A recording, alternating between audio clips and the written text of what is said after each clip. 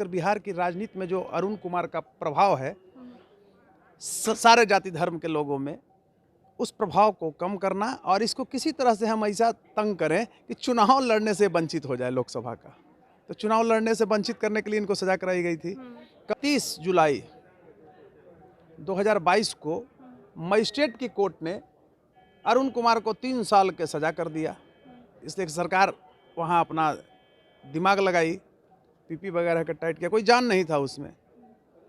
साजिशतन कल जब वो अपील में आए तो आज देख रहे हैं कि दूध का दूध और पानी का पानी हो गया।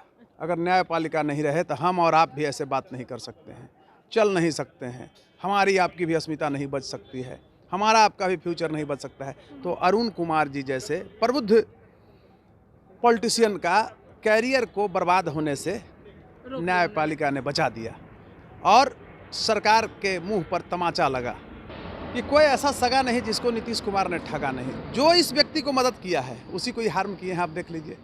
कोई पैसा वाला, धन वाला, गुंडा, अपराधी, मवाली, शिक्षा बेचने वाला, हत्यारा अगर आ जाता है तो जनता भी पीछे भागने लगती है, बहुत भावुकता के साथ बह जाती है।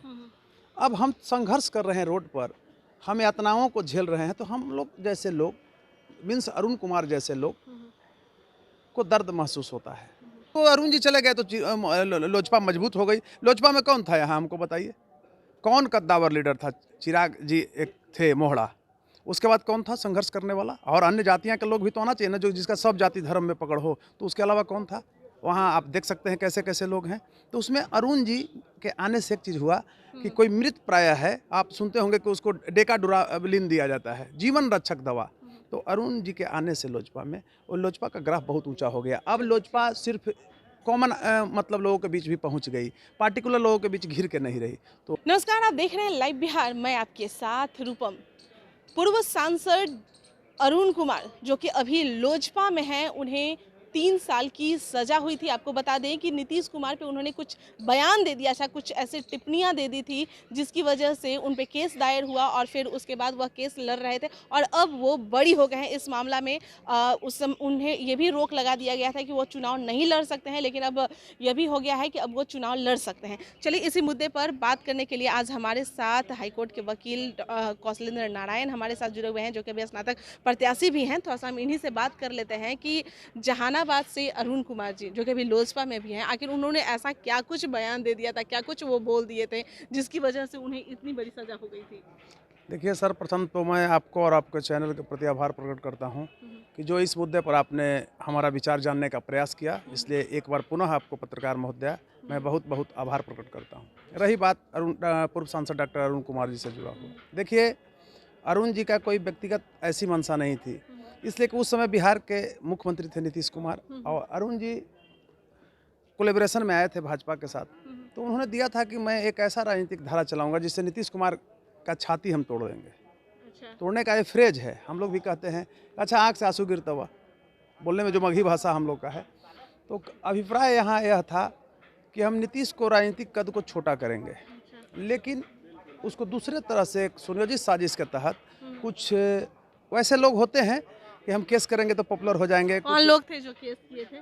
वो जो पिटिशनर पर बात कर रहे हैं, जो पिटिशनर था उसने केस किया, तो कहाँ कुछ हुआ, सजा हो गया 3 साल का।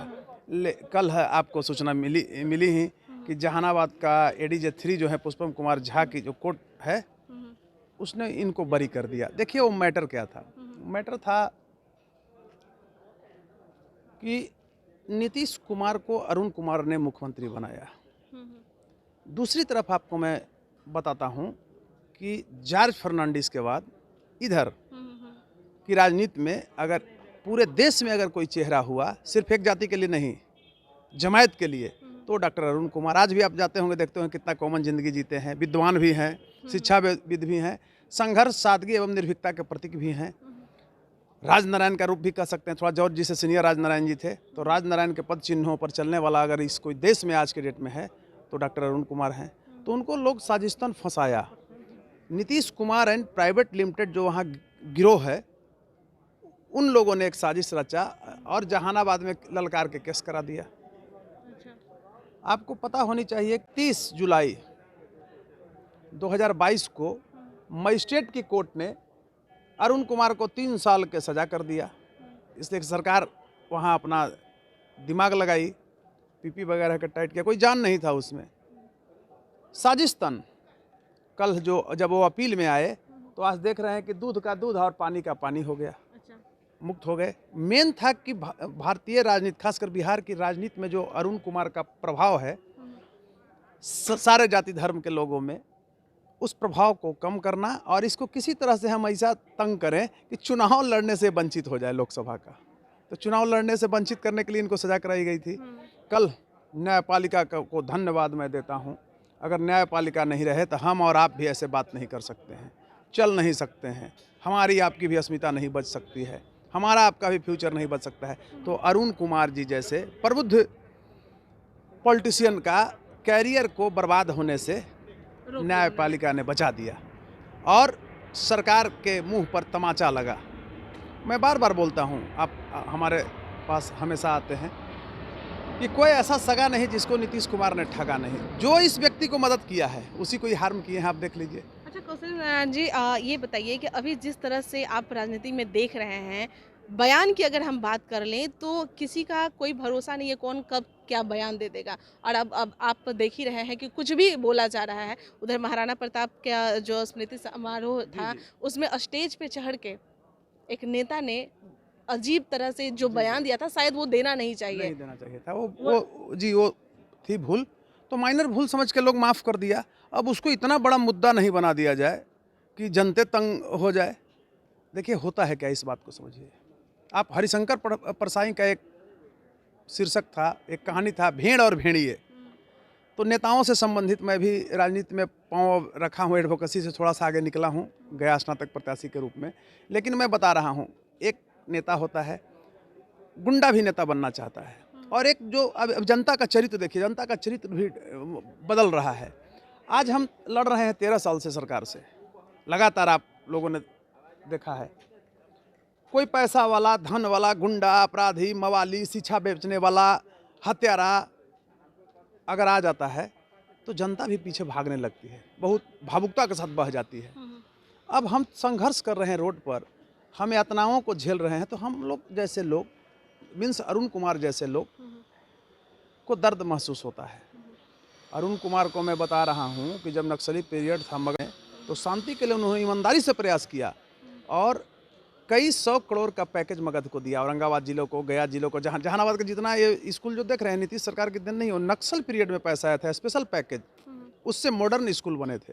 तो इस रोकना चाह रही थी सरकार, जलन हो रही थी सरकार, और सरकार संपोषित जो तथाकथित नेता हैं जिनका पब्लिक में कोई पकड़ नहीं है, हवाई है, तो वैसे नेताओं का एक करिश्मा था, ये चालाकी थी। कुल मिलाकर आपको कहना चाह रहे हैं कि अरुण कुमार की जो राजनीतिक कैरियर है वो बर्बाद करने की कोशिश की गई थी, जो कि अब वो चीज़ सही हो गया है, ऐसा मतलब? जी बिल्कुल।